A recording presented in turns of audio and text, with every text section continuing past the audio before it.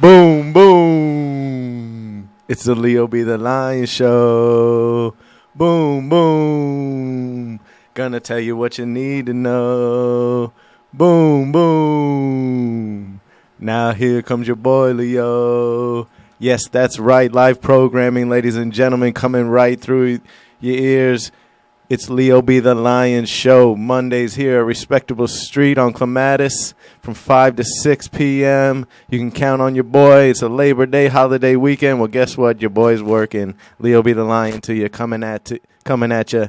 Thank you to subcultureradio.com. If you're not out there on Clematis Street and you want to listen to me, go to subcultureradio.com from 5 to 6. You click on the little live radio button and you will be listening to my voice. If you want to follow me on Twitter, go to Leo Be the Lion Show or on Instagram at Leo Be the Lion 87. And I'd be happy to follow you as well as on my YouTube at Leo Be the Lion. So let's get into it. We got a jam-packed show like we work for Smuckers over here. We got so much jam in this pack. Let me tell you, we got, first of all, a little social issue. You know, I'm a man of the people, man. Home is where the heart is, and I grew up in Lone Pine, and we're going to talk about what's happening with the golf course that lines the center of the neighborhood, lines the area of the neighborhood, about 6 acres. We're going to talk about what's going on with that in the city of Riviera Beach. Then we'll be talking about a huge college football week one weekend just happened, just passed us. Tonight, Clemson is going against Georgia Tech in another kickoff classic, but we had a lot of great games this weekend. I'm talking from Thursday, Friday, Saturday, and Sunday. We had college football jumping off, and I'll recap my 5-pack of picks. Also, I'll jump into a couple games this week of what you can expect in college football for this week, and then I'll jump into the pro game. Finally, the NFL is starting. The NFL is back, ladies and gentlemen, this Thursday. We have the Thursday NFL night kickoff, the TNF kickoff, where we will have the Buffalo Bills versus the Los Angeles Rams. The defending Super Bowl champion Los Angeles Rams will be at home against the Buffalo Bills. And I'll get into that matchup and others. And then I'll be able to let you know what to look for in the NFL with a 5-pack of pick as well. And then if we have any time left, I'll be talking to you about the financial outlook for the week. What can you expect on the financial markets? What can you expect on from what happened last week on the stock market, and what to look forward this week? It's kind of a quiet week, but there's a few things happening on Thursday that can really change your portfolio that you really want to look out for. And there's a few things that are coming on this week that you may want to just pay attention to. So let's get into the first topic of the day, and that is the Lone Pine Golf Course. Now, this is a sports business show with a local flavor, so I have to give you what's happening. When I hear about a social issue that I care about, I have to give you that local flavor. So in Riviera Beach, right across from the Rapids Water Park, there is a subdivision called Lone Pine Estates. Single-family homes, not mansions, no nothing, just three twos, regular homes, but lovely homes. And it's surrounded and is lined by a golf course. Well, this golf course, the gentleman who owns the golf course has owned the golf course since Lone Pine has been in existence, which is about 1985. And so that gentleman, his time, it's been 30 plus years, and he wants to sell it. And all by any means, I'm a capitalist. I believe if you want to sell it for a profit, go ahead and sell it for a profit. However, he wants to sell it to D.R. Horton, and D.R. Horton is a housing developer. Now, D.R. Horton wants to raise the golf course and put a bunch of single-family homes and apartment complexes, similar to what's right next door to Lone Pine, which is Indian Trace and Turtle Cay. Now, there's a couple reasons and a couple things that I want to talk to you about. The reasons why I think that Lone Pine should really consider, or the Lone Pine golf course owner should really consider, or see what we can do to save this golf course. Because to turn this golf course to get it rezoned into residential area, one, would be a tough taking. Two, D.R. Horton isn't that great of a home developer. They have many suits against them for housing quality and not holding up their end of the warranty. And three, think of all the pesticides that are being used are being sprayed onto the golf course area that have arsenic, that have benzene, that have all these chemicals. And then if you transfer that to a residential area, that means that stuff, those chemicals would have to be cleaned up, would have to be zoned for residential. So you would have to pay extra money to clean it up, D.R. Horton. That's what I'm saying. So let's talk about the first main reason why the golf course should stay in there, in the city of Riviera Beach. One, to my knowledge, being a Suncoast alum, and also growing up in Lone Pine, I believe that Lone Pine Golf Course is the only golf course in Riviera Beach, in the city limits of Riviera Beach. Now, to get rid of the only golf course within the city limits, where the city limits are primarily African American, to get rid of the only golf course in Riviera Beach, to turn it into condos and affordable housing, quote unquote, because in this the southeast real estate market right now, there's not really affordable housing for single families really just trying to make it. It's really more for corporations so that they can rent to you for high prices. So let's get back to it. It's the only golf course in Riviera Beach. So my suggestion is for the city of Riviera Beach is to pay the guy a decent profit and then turn the golf course into a municipal golf course. You'd be able to still generate revenue as making it a municipal golf course. You'd be able to have it as like a shining star of the city. You'd be able to say, okay, we have the Riviera Beach waterfront, we have the marina, we have Singer Island, and we have on the western edge of Riviera Beach, we have a beautiful municipal golf course that you can check out. Then another reason why I think D.R. Horton needs to drop this and we need to save Lone Pine Golf Course. I wish I knew somehow I could get through to the PGA Tour some way, because if there was a way that I could connect, or if anybody knows, please share this podcast with anybody that is connected to the PGA Tour, so that if any golfers want to look at revitalizing the Lone Pine Golf Course, that would be great. But I think that we should turn it into a municipal golf course. The city should. Or a golfer should try to look at and remodel it, and that would be a great philanthropic effort for them to say, okay, yes, I remodeled this municipal golf course.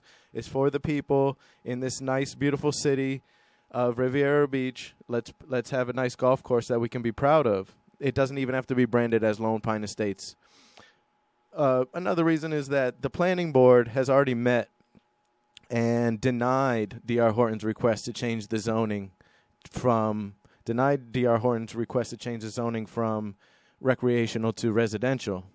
And most times the city council will vote along the same lines of whatever the planning and zoning board votes. So hopefully the city council on September 27th is going to meet to discuss this issue of what they're going to do with the Lone Pine Golf Course. And hopefully on September 27th, they will be able to come to the conclusion that we're going to side with the planning and zoning. We're going to keep this green space, keep this golf course, this nice open air space of 6 acres within the city of Riviera Beach open to the public and open to be enjoyed. There's a history that D.R. Horton has with suits and being that they're currently in court right now under litigation for shoddy workmanship and rushing through things and not honoring their warranties. They claim sometimes to use low VOCs paint. However, those people that are sensitive to VOCs, which are volatile, off-putting chemicals that come off the paint long after the paint has dried, those people that are sensitive to that can sense that, and they've put in claims with D.R. Horton as well. Now, like I said, there's some solutions that we can do. We can turn it into the municipal golf course. That would bring in revenue for the city of Riviera Beach, and that anytime you can bring in revenue that way, you can market as another reason to come to the city, another attraction. You could have this, like I said, on the east side of Riviera Beach, you could have the Riviera Beach Marina and Singer Island, and that can be like two shining stars on the eastern side. On the western side of Riviera Beach, have that golf course and market it as such as the best municipal golf course in South Florida. Or imagine if a pro that lives in Jupiter said to themselves, I'm going to turn this little par 62 golf course into the best golf course that money can buy on my own dime and be a philanthropic effort, and say, I'm going to own this, upkeep this, or I'm going to donate it, revamp it, then donate it to the city of Riviera Beach for a municipal thing. Imagine the publicity and the great publicity that would bring to, say, a Brooks Koepka who went to Cardinal Newman, or a Tiger Woods, or even Rory McIlroy, who is transplanted from Ireland but he lives in Jupiter. Or Ricky Fowler, or plenty of PGA golfers go live and work in Palm Beach County. Palm Beach County is one of the golf capitals of the world. The PGA Golfers Association of America has their headquarters here. If a pro golfer comes and revamps Lone Pine Golf Course and then uses that for publicity and also for philanthropy, I think it would be a great cause and remain the thing. The main reason, I'm not against development.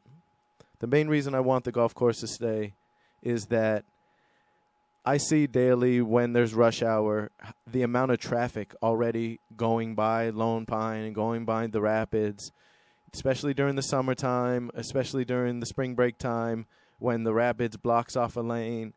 The traffic can go back all the way from 45th Street, can get backed up all the way to Blue Heron. And so if you want to do that, and now you want to add in 300 units of more families, that traffic is going to be horrendous. You're going to have to add in at least 2 stoplights, and the traffic is going to be horrendous from the morning to until the night. And so think about that.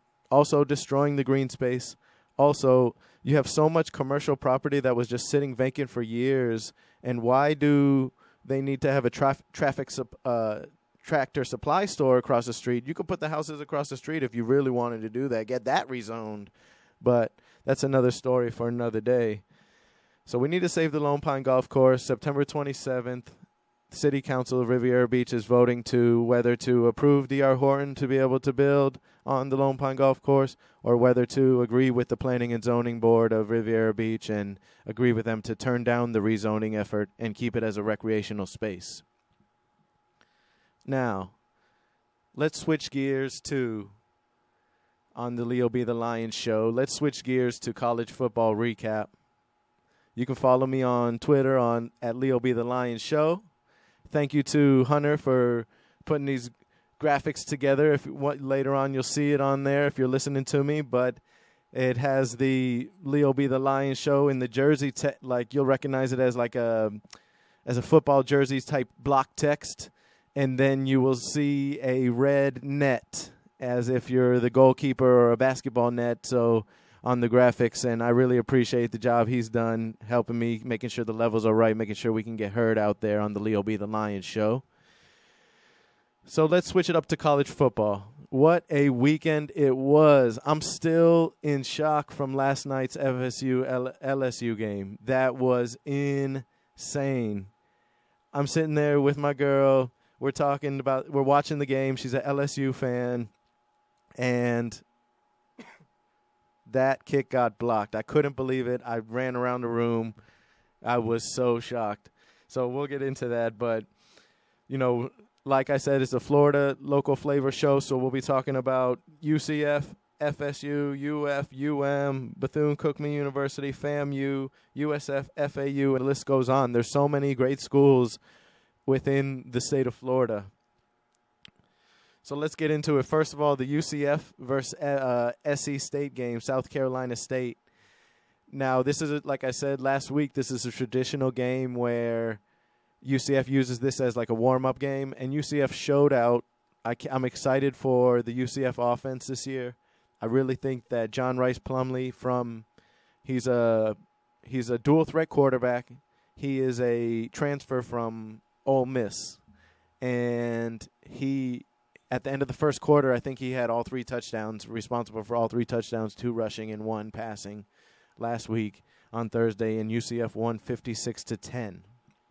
They took care of business and made sure that they were able to be 1-0 and get ready to face Louisville this week, which upcoming, I don't think Louisville will. I thought Louisville was going to give teams a tougher test. I thought Louisville was going to beat Syracuse. However, Syracuse kind of blew Louisville out. And so now I'm expecting UCF, who's a 6.5-point favorite, to take care of business against Louisville this weekend, because Louisville got blown out by Syracuse. And like, nobody thought that Syracuse was going to have a good year. So if Louisville can get blown out by Syracuse, UCF's going to like demolish them guys. So then let's talk about the UF versus Utah game. Utah came in ranked number 7, and UF is unranked.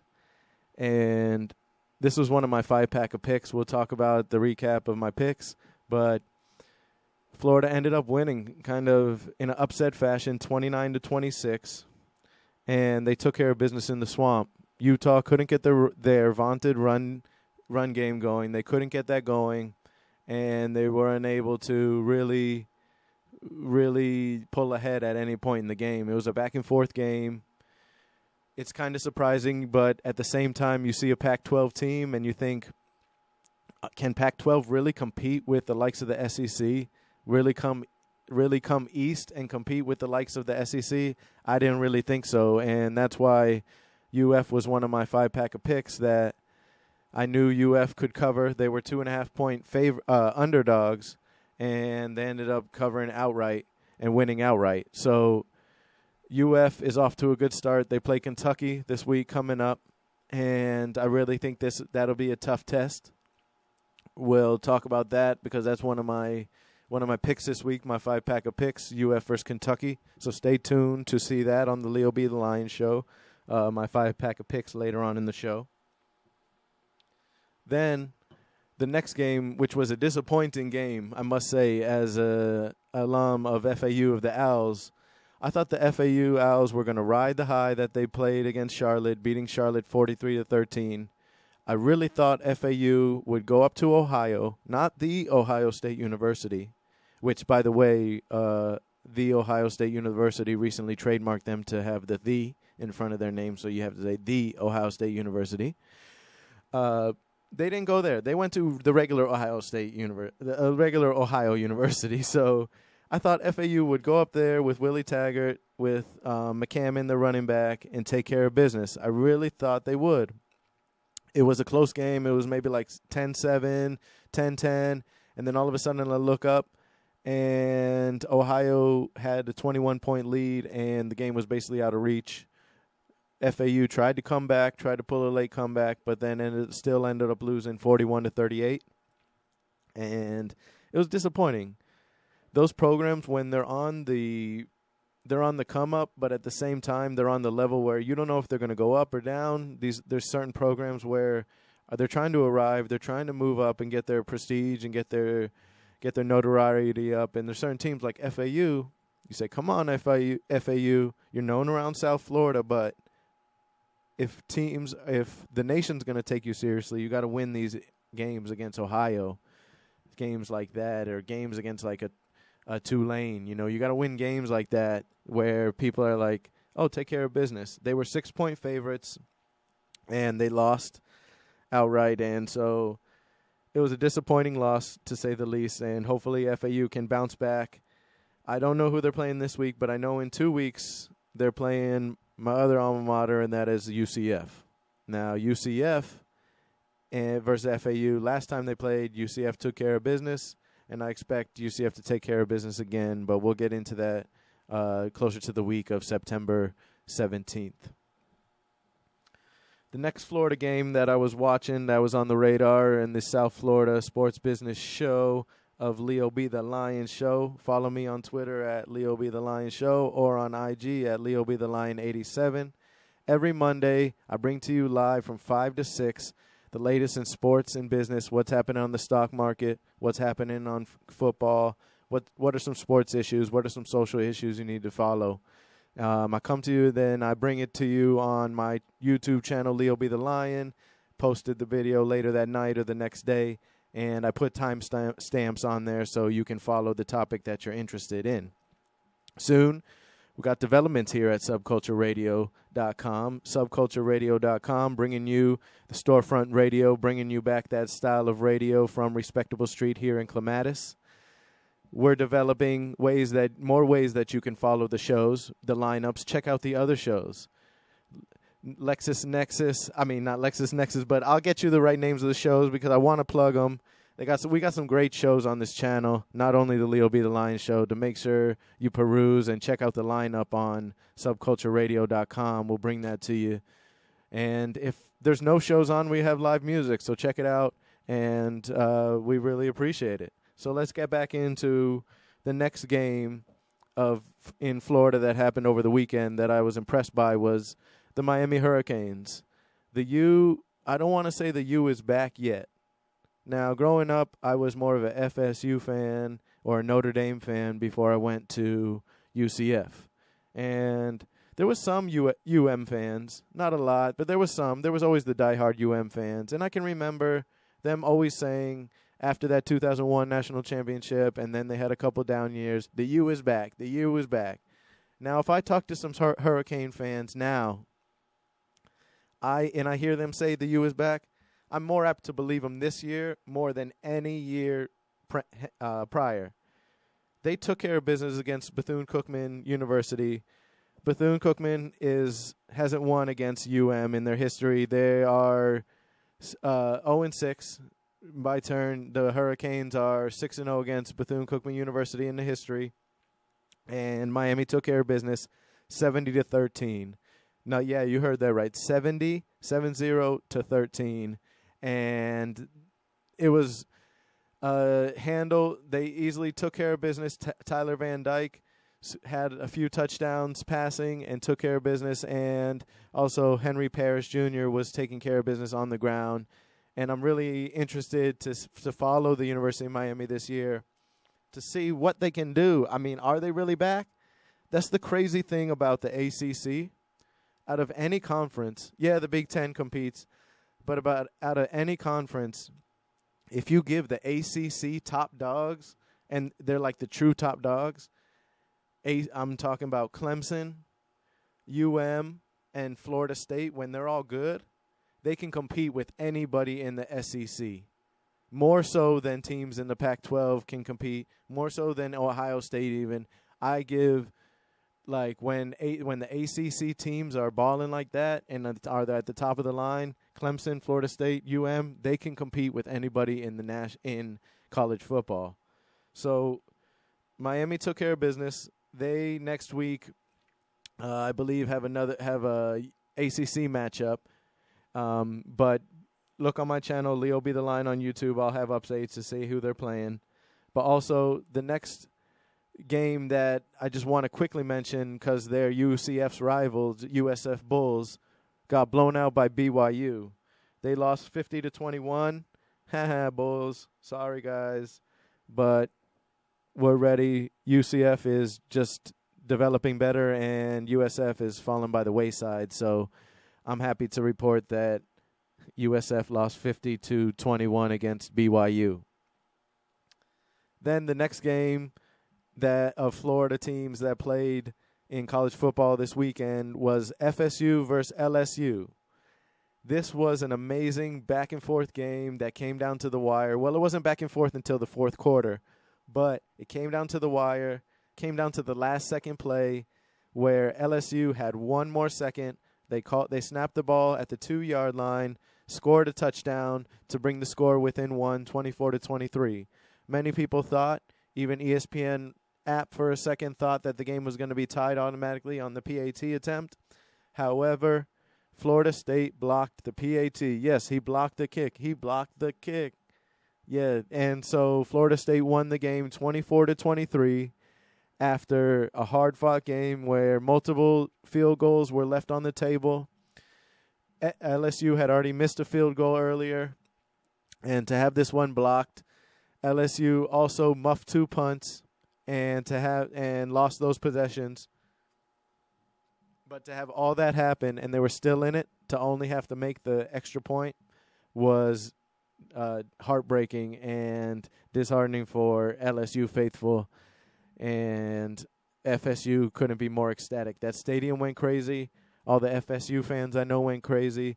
It was a wild, wild game and really, really fun to watch. And that was one game where I lost on my 5-pack of picks. I'll go over my picks and let you know which ones were able to be successful, which ones were not. Excuse me. Now, the last game that I want to highlight, and just because they are a Florida school as well, is Jackson State versus FAMU. So Jackson State came in for the Orange Blossom Classic, the Denny's Orange Blossom Classic down south in Miami, where the Dolphins play at Hard Rock Stadium. And Jackson State is Jackson, Mississippi, and right now they're having the water crisis. And Deion Sanders, primetime Deion Sanders, you might have known him from the Cowboys, from the 49ers, from the Falcons. Yeah, that primetime, that NFL Hall of Famer. He's the coach now of Jackson State. And Jackson, Mississippi is having the water problems. And so Coach Sanders, Coach Prime, wanted to show that how resilient the football team is. So Jackson State came down to Miami, played against FAMU, and I thought it was going to be a closer game because last year the game was 7-6 in favor of Jackson State.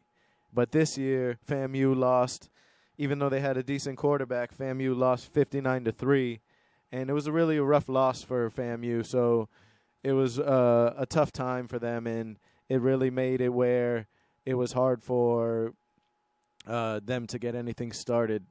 Jackson State has a lot of high prospects, a lot of 4-star, 5-star prospects that they've been able to get from other schools. Travis Hunter, the top ESPN prospect at defensive back, he almost had an interception or two. He dropped one. He thought he was going to take it to the house, but he dropped one, and he definitely broke up a few other passes.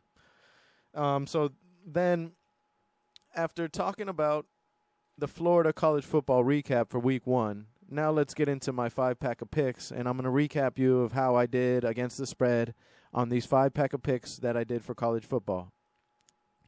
You're listening to the Leo B. the Lion Show here at Respectable Street, part of SubcultureRadio.com's network of shows.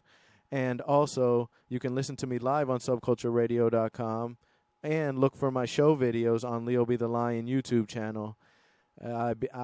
Also, you can leave me any comments that you want. I'm happy to debate with you about the show on my YouTube channel or on any of the socials. Or if you don't agree with my picks, I usually will make the picks on Monday, and the games aren't until Saturday or Sunday. So let me know. I'm willing to debate and hear your side of why you think the other team might win or why you agree with my picks. So please feel free to let me know feedback on these picks. Well, let's get started. I started the week at 1-1 before I made these picks. And I'll go through. The first pick was the backyard brawl. It was West Virginia versus Pittsburgh. It was the first time since 2011 the backyard brawl had taken place. And I hope they bring this back to a annual event. It was a great game. People were talking about it the next morning as if it was a back and forth game. And West Virginia was able to win the game by exactly 7 points. and I pushed that one. So that one basically counts as a tie, and it was a good game, and I picked it right, but I just didn't right by enough, and it was a push. So count that as 0-0-1. Then the next game that I picked against the spread was Arkansas -6 against Cincinnati. I was correct. It was a matchup between the American Conference and Cincinnati that's going to be going to the Big 12 tournament. I mean, to the Big 12 in next year, and the SEC, middle-of-the-road SEC team in Arkansas, which I think Arkansas will be able to compete for at least the SEC West title, and then we'll see if they're able to compete for the SEC title overall. But they have a good quarterback in KJ Jefferson. They have some good receivers, and they're not the Arkansas that you knew with Darren McFadden. They like to pass the ball. And so they took care of business. They won by 7, and so I won that game. So I'm 1-0-1 out of my 5-pack of picks. Then the third pick was Houston -4 versus UTSA against the Roadrunners. Now, I really thought Houston would be able to take care of business, but I looked up at one point in the third quarter, Houston was losing to UTSA 21-7. And that was something where I was so disappointed I thought I was going to lose that bet. Well, Houston forced overtime, and they were able to get it to win 37-35. Well, I took Houston -4 or greater, and so I lost that bet. So I'm 1-1-1 on my 5-pack of picks. Then the fourth out of the 5-pack of picks was UF +2.5 versus the Utah Utes. And I already discussed it a little bit, but when a Pac-12 team has to come across the country and play an SEC team, an SEC dog in the Florida Gators, you got to go to the Swamp. Like, the Swamp is known as one of the top 5 every year, if not top 3 toughest places to play in the country. It's either them, the Horseshoe, and probably between the hedges in Georgia are one of the 3 toughest places to play. Oh, and the Big House used to be Bama is just because Bama's so good, but I digress. The Swamp is tough to play in, and it was a back and forth game. When I saw that it was back and forth in the third quarter, I thought my bet was good, and I was happy to report that UF won 29-26, and so it was a great win for the Gators. They really took care of business against the Utah Utes and upset the number 17 ranked team in the country. It was an important game for SEC versus Pac-12 bragging rights, but at the same time it showed that, okay, if the top team from the Pac-12 can't beat a middle-of-the-road SEC team, how does that bode for the Pac-12?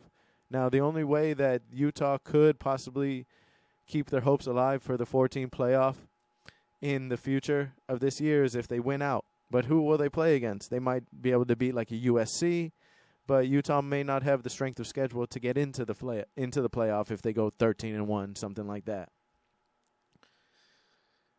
So I won that bet. So that 2-1-1 out of my 5-pack of picks. Now let's go to my last pick, which was LSU -3 versus FSU. Well, like I said in my breakdown, LSU lost the game by 1 point because FSU blocked the extra point.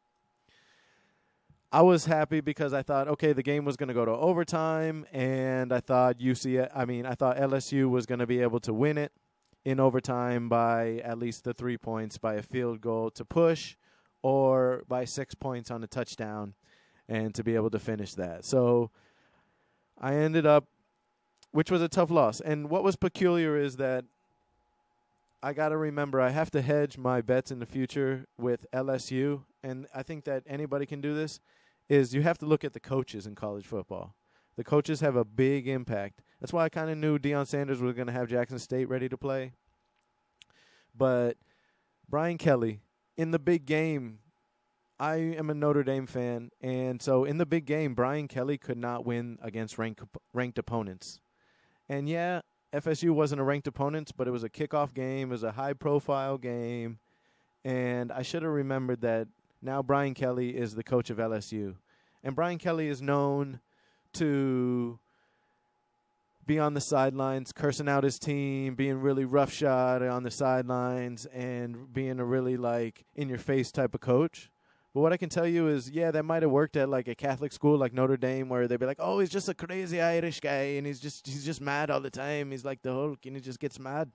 But no, in LSU, in Baton Rouge, that kind of coaching isn't going to fly, Brian Kelly. You're not going to be able to tell players from the SEC, you better get your shit together, man. Like, you're not going to be able to tell them that. Coach Orgeron was a player's coach. They won the national championship. Les Miles, player's coach, won the national championship. Nick Saban is the only one that can talk to players rough. It's because he has 7 or 8 or 9 doggone national championships. So that's the only time he could do it.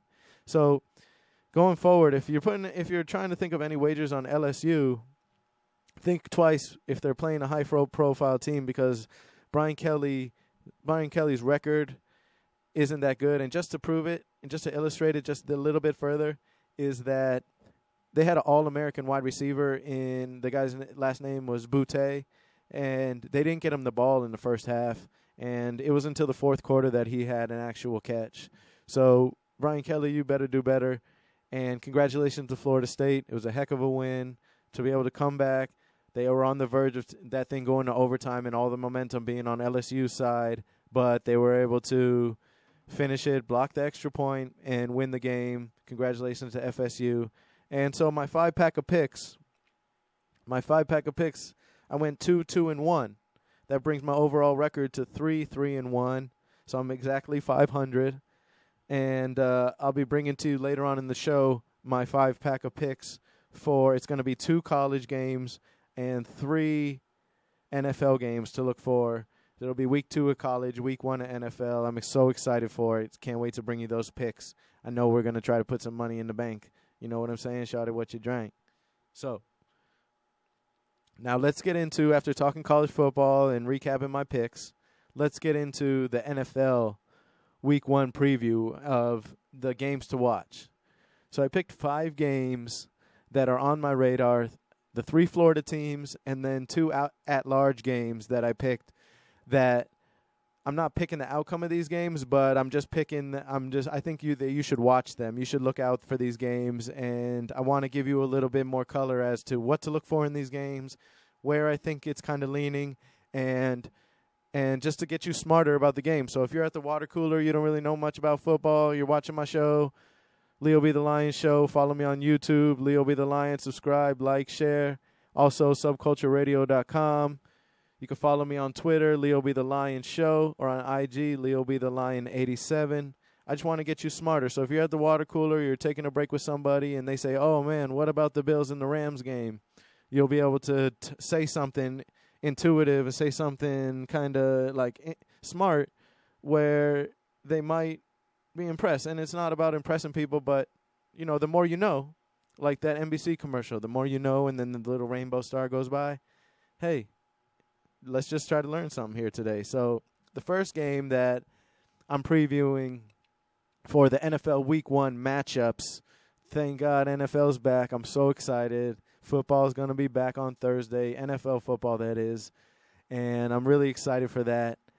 Can't wait to watch. So the first game that I'm going to talk about is the Miami Dolphins. The Patriots are coming in to Hard Rock Stadium on Sunday, September 11th, to play the Miami Dolphins. The Miami Dolphins are 3-point favorite as it stands right now.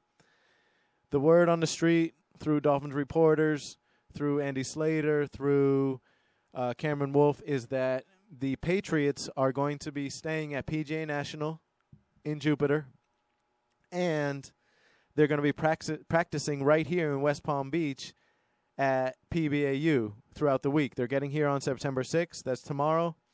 And they are staying for the whole week until the game, and they're going to be practicing at PBAU to get ready for the game against the Dolphins. So that shout out to the Patriots. Hey, thank you for patronizing the local area and staying in the hotels. Most teams would stay in Broward or Miami, but shout out to the Patriots if they want to be at PGA National in Jupiter and be practicing at PBAU down here. Hopefully they'll patronize some of the businesses here on Clematis, or you might see a Patriots player before the game this week walking around, so you never know. They're practicing at PBAU. Three things to look out for in the game.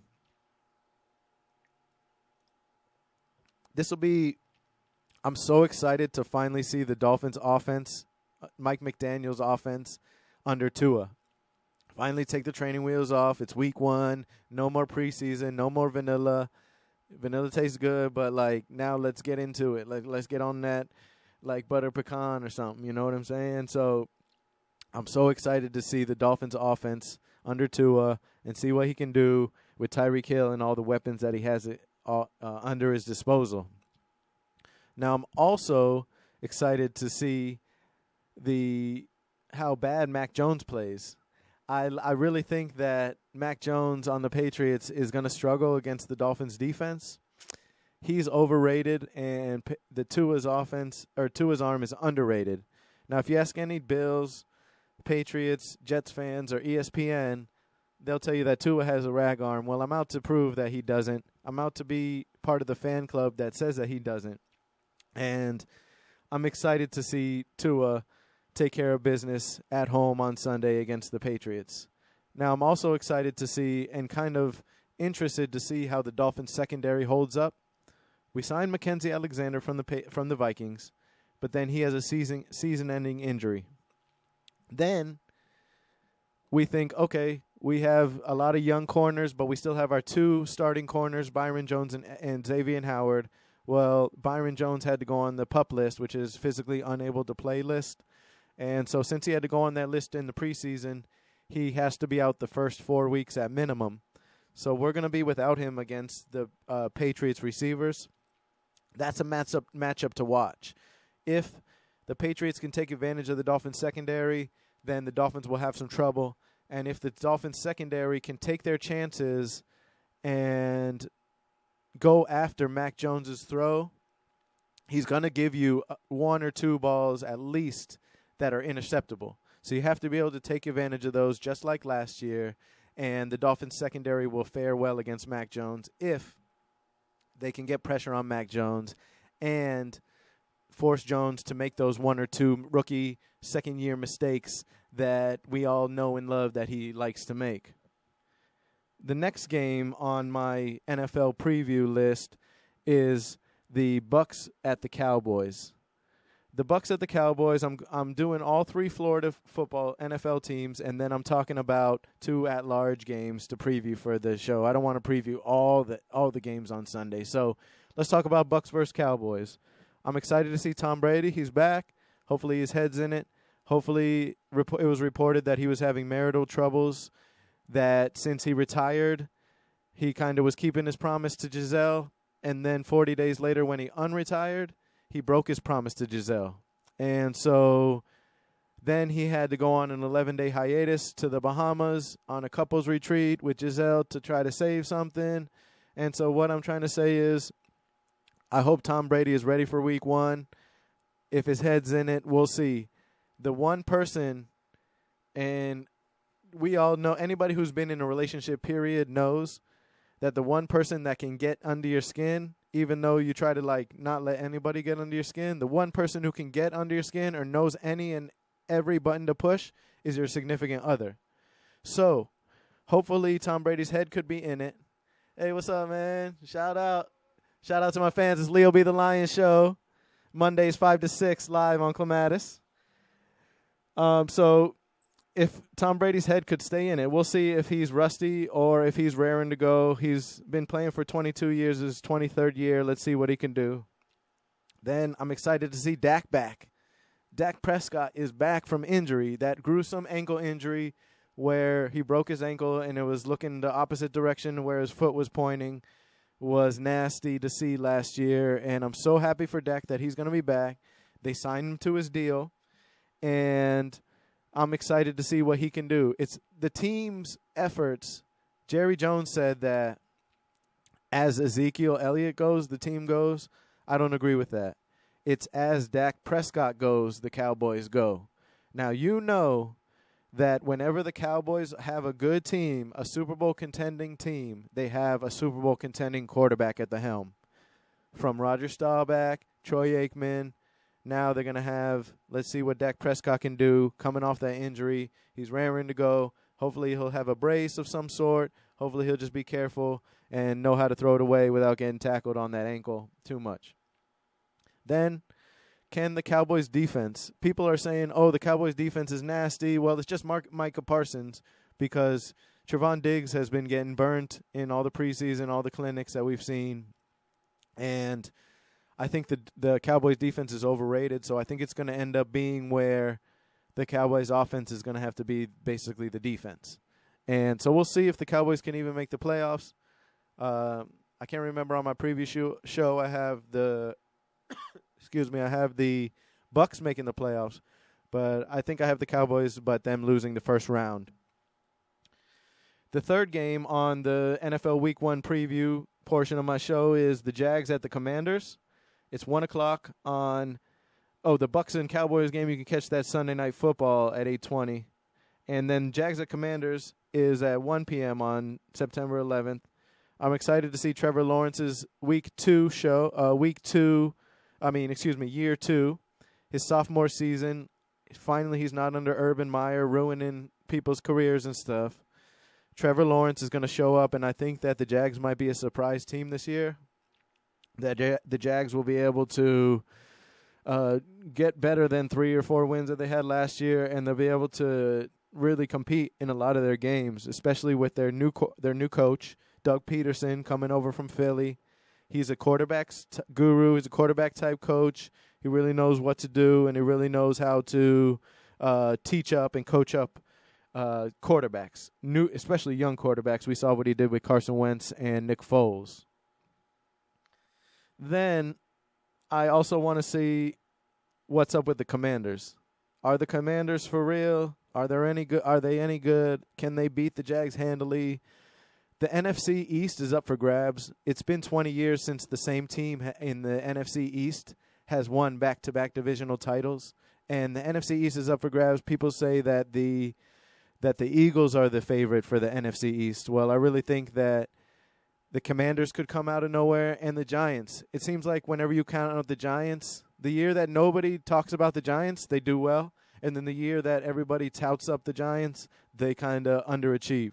So we'll see what happens with the NFC East, and we'll see what happens with this Week 1 matchup, the Jags versus the Commanders. The fourth matchup on the 5 is for the NFL Week 1 preview is the Bills at the Rams. This is the first game to kick off the NFL season. It's on Thursday Night Football at 8:20.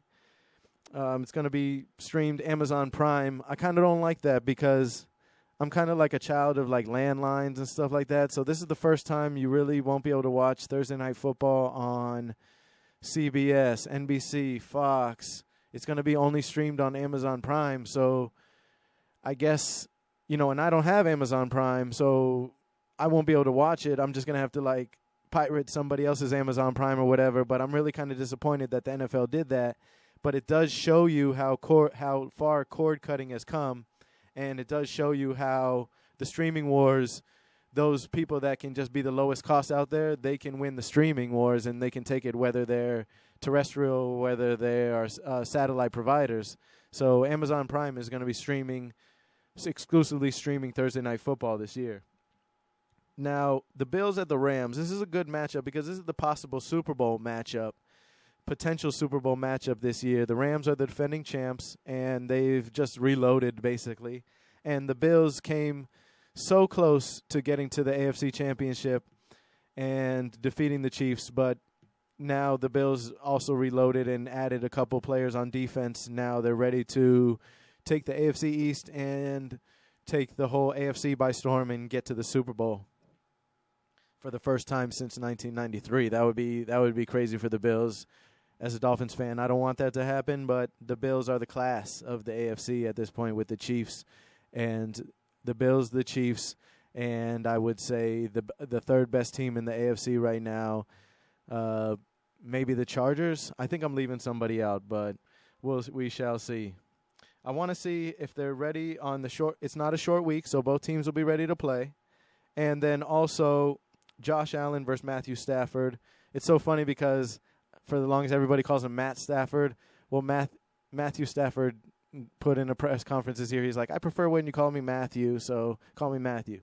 So it's going to be Josh Allen versus Matthew Stafford, two of the best quarterbacks in the league. We'll see if Stafford's elbow is fully 100% like he says it is and there's no limitations, or if he's still hampering that little nagging injury. Josh Allen is trying to be an MVP, so we'll see what he can do.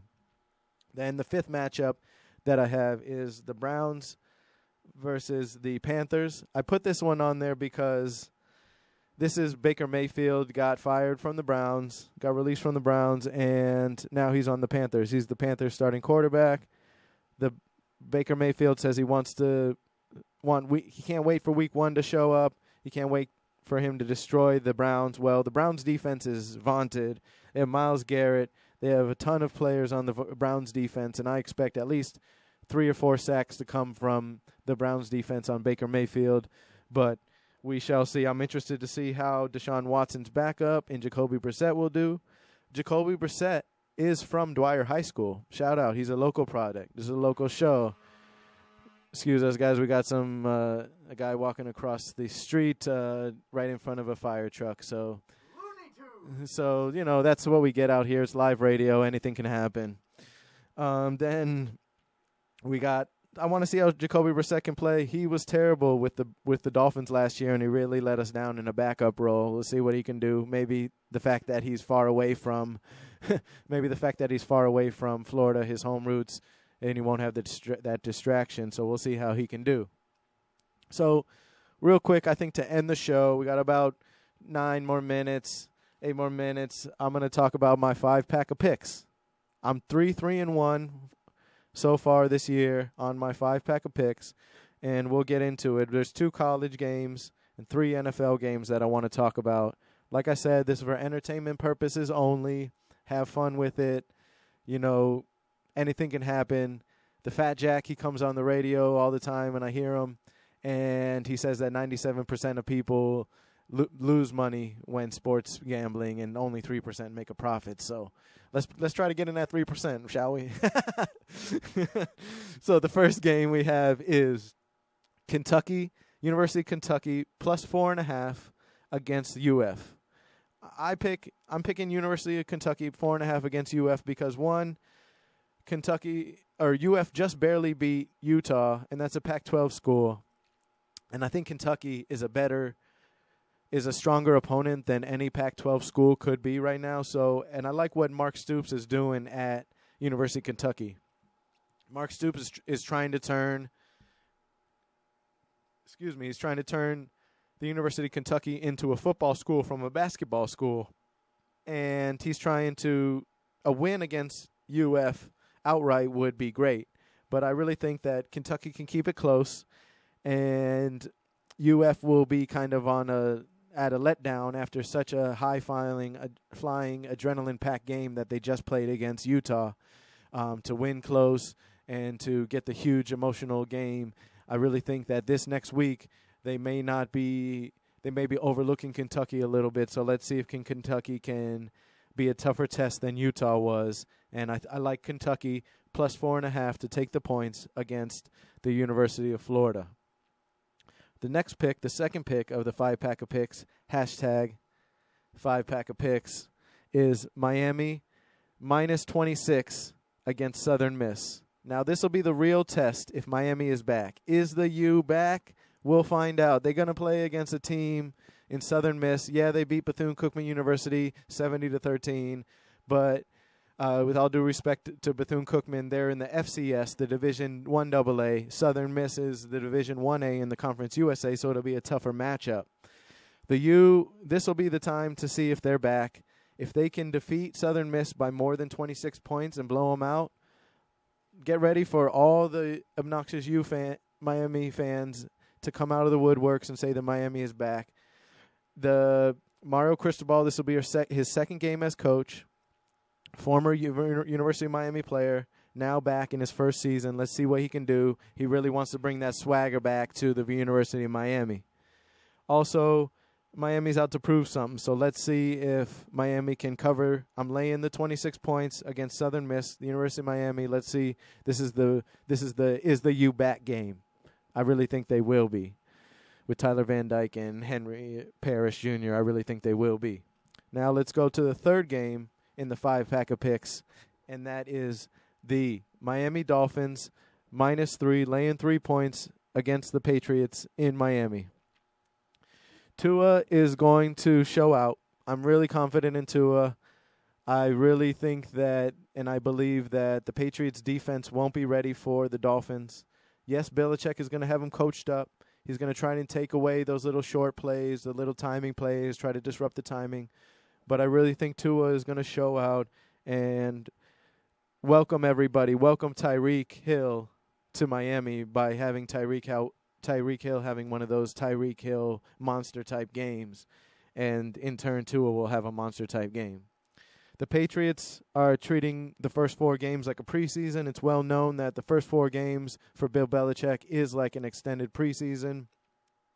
The Patriots, normally the first 4 games, they try to be 2-2. They try to be successful, but they use these first 4 games as almost like a test run, dress rehearsals. A lot of times what you get from the Patriots the first 4 games is night and day what you're going to get from them down the line at the end of the regular season. Then Tua is 3-0 against the Patriots. So we'll see if Tua can continue that, become 4-0 against the Patriots, and take care of business. He's 3-0 as a starter against the Patriots. So I'm laying the 3 points with the Dolphins against the Patriots. Week 1 matchup, September 11th, 1 p.m. Let's go Dolphins. # fins up. The 4th pick in the 5-pack of picks is the Tampa Bay Bucks -1.5 versus the Dallas Cowboys. It's in Dallas. Let's see if Brady's still Brady. Did he fall off? Are these marital issues? I'm not one to talk about another man's marital issues, but it was just he even made it known in the press conferences, so we can talk about that. Are those issues going to creep into Tom Brady's play, or is he still going to look like the Hall of Fame GOAT, that 7-ring championship wearing guy that he is? I really think the Cowboys' defense is overrated. Let's see if Trevon Diggs and the Cowboys' defenses come back to earth. They were takeaway machines last year, but I really think they're going to come back to earth. And the Bucs' defense, let's see if they're good. They still can stop the run. They had the best run-stopping league last year. If they stop Ezekiel Elliott, they stop that play action by Dak Prescott, it's going to be a passing game, and I think the Cowboys don't want to have Dak Prescott drop back 50 times and throw the ball. So I'm taking the Bucs, laying the 1.5, or laying the hook, as they say, 1 in the hook against the Cowboys in Dallas. Then the 5th pick in the 5-pack of picks, # 5-pack of picks, is the Ravens laying 7 against the Jets. This might be my lock of the week. The Jets couldn't look worse coming out of the preseason. They still don't know who's going to start at quarterback. Is it going to be Flacco? Is Wilson going to be out with his knee? Or is it going to be Mike White? Lamar Jackson, if he plays, is going to show out against the Jets defense. Also, if Brett Hundley plays, he's going to show out against Tyler Huntley, he's going to show out against the Jets defense. And I really think that the Jets quarterback isn't going to stand a chance against the Ravens defense this week. So that's my lock of the week, the Ravens -7 against the Jets. Look for the Ravens to win this early game, 20-10, 27-10, 27-13, but look for them to lay the 7 and cover that. So to recap, my 5-pack of picks, first one is Kentucky taking the 4.5 against UF. Then Miami laying the 26 against Southern Miss. Number 3, Dolphins laying 3 points against the Pats in Miami. Let's go Dolphins. Number 4, the Bucs laying the 1.5 versus the Cowboys in Dallas. Let's go Bucs. Then the Ravens, my lock of the week, the Ravens laying the 7 points against the New York Football Jets I believe it's in New York, in MetLife Stadium. Let's see. Let's go, Lamar. Let's take care of business. And those are my picks for the 5-pack of picks for the week. This has been the Leo Be the Lion show, coming to you live from Subculture Radio, Hashtag Radio Respects. Here, Respectable Street on Clematis Street, downtown West Palm Beach. Follow me on Twitter, Leo Be the Lion Show. Look for me, as you can see in the graphic, Leo Be the Lion Show on YouTube as well, and on Leo Be the Lion 87 on IG. It's been great talking to you. Look to hear any feedback about my picks. Let's go Dolphins. Week 1, Week 2, college are going.